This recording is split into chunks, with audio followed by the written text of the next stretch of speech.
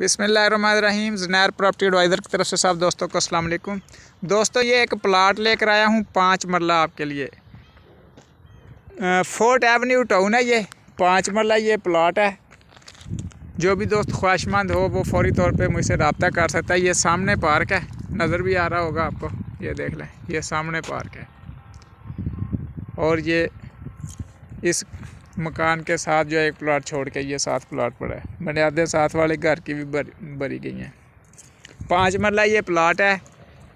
Metal road, sewerage मौजूद, बिजली मौजूद। Fort Avenue town main road के ऊपर ये टाउन है, हारूनाबाद रोड के। ये देखें टाउन में बड़ा हॉस्पिटल बन चुका है अब।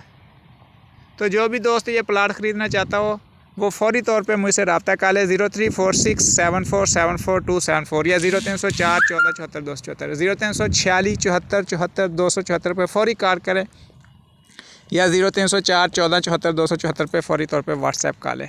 प्लाट ख़रीदने के लिए आप जो है फौरी रब्ता कर लें मुझसे। फोर्ट एवेन्यू जो है टाउन, फोर्ट एवेन्यू 5 मरला प्लाट फार सेल है। जो भी दोस्त खरीदना चाहे, खुले रोड है, 30 फुट खुले रोड, बेहतरीन लोकेशन पे जो है। ये देखें इधर भी कोठियाँ बनी हुई हैं। कोठियाँ अब काफ़ी बन गई इस टाउन में, देखें हर तरफ कोठियाँ बन रही हैं।